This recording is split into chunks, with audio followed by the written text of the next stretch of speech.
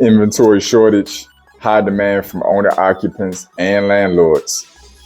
Corporate landlords driving into the marketplace, also causing an inventory issue slowly but surely. We also have local, state, and federal incentives for first-time home buyers all over the marketplace, making it more affordable for other people to get into the market who normally might be on the fence. New construction, production still at a major low in comparison to the demand. You have Fed rate hikes pushing mortgage rates up, or at least influencing them in an upward trajectory. We got the move-up market on stall because many people have much better interest rates on their current home than they would get on a new home that they would be interested in purchasing. We also have the government stepping in with programs and policies, slowing down or absolutely halting the default rate that many would be experiencing right now if it wasn't for government intervention, which is also adding to an inventory shortage. And all of this is creating crazy affordability issues in the real estate market. So while the Federal Reserve is trying to slow down the increase in values on properties, all these other factors are contributing to the increase of value on the properties. We have rents raising through the roof still in many markets. The list goes on. With all of this at play, the big question is, where can you turn to if you're a buyer in this market, whether you're an owner-occ buyer or an investor? What strategy, what creativity can you use that's most effective in a market like this that's so chaotic and uncertain? You have no idea where it's going the next 6, 12, or 24 months. What strategy is going to be the most effective and most appealing until the market starts to smooth out, if it ever does? We're going to cover it in this video. This is JP from Blueprint for Prosperity, helping you to increase your net worth through relationship banking, maximizing your borrowing capacity, proper use of life insurance, and our ownership of real estate. I want you to like this video, subscribe to the channel, because I'm uploading content on a daily basis to help you customize your blueprint for prosperity. So with all of that out there, what's probably one of the most attractive creative financing options that owner occupants and investors can use or should be really focused on in this market that also has benefits for the seller as well?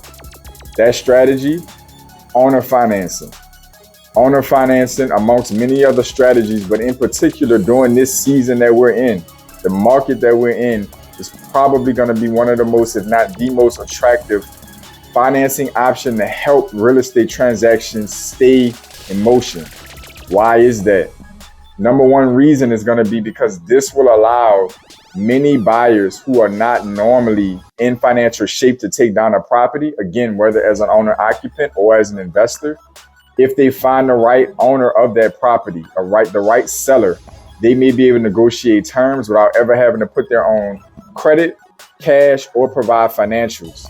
This can be a game changer for many in the market.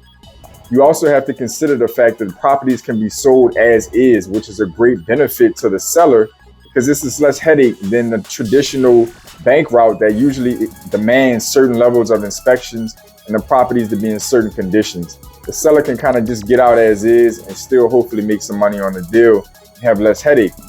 You have to also consider the fact it's cheaper and faster most times for the seller from a closing perspective, and oftentimes can be for the buyer as well.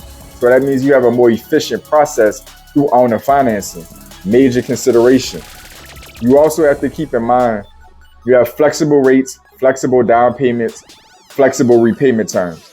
This is great for the borrower and for the seller. The buyer and the seller can both win, because if the seller is willing to take certain terms and conditions that allows that buyer to circumvent the normal roadblocks of traditional financing, this can allow this deal to go down with both parties win and allow for the most important component in this market, the flexibility to pivot and change if you set up short enough term financing. If the market changes in the next 6, 12, 18, or 24 months, you're not stuck into some kind of negotiation, or maybe at least have the negotiating power to minimize being stuck in the wrong position if the market shifts up or down. So this is a wonderful financing strategy that's actually pretty simple. It's literally just the buyer and the seller coming together on terms to negotiate how to make the deal work. and there's not typically any third party, intervention. There's no counterparty risk. There's nobody else in between, trying to leverage for one end or the other. So this works really well for the seller and the buyer. And I wanted to bring this up because right now is a crazy time in the real estate market across the board. Even for professionals who are good at this, it's a challenging time. So we need to think of creative and effective ways to still get deals done. And that, again, includes owner occupancy and investor deals. Because at the end of the day, not only is the real estate market not showing signs of crashing, but it's actually possible for the real estate market to stay on the increase and maybe even a slight takeoff in the coming months or year or two to come. If we can't figure out the inventory issues, if we can't figure out the affordability issues, if we can't get these things to work out, you have the government on one end working to try to compress housing prices or at least slow them down, but then they're working on the back end, contributing to inventory issues by keeping people in their homes who might normally default, which is great, morality wise, but economically, real estate market wise, it's kind of tough. You also have the fact that many people who would normally sell their homes and move up out of those first time buying homes into the move up market don't feel comfortable because they're going to pay for much more. They're going to have to pay so much more for so much less home.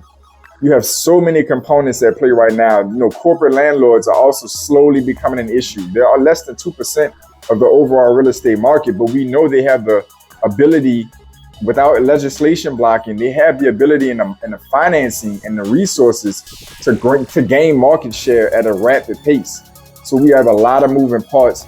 Those of you who are in the mom and pop section that, are everyday, rental investors or real estate investors, or even again, just owner occupants looking for an opportunity to jump into the home ownership, side of the deal or side of the fence and not have to sit on the sideline waiting for this imbalance to come together or rates to come down or prices to come down or crash.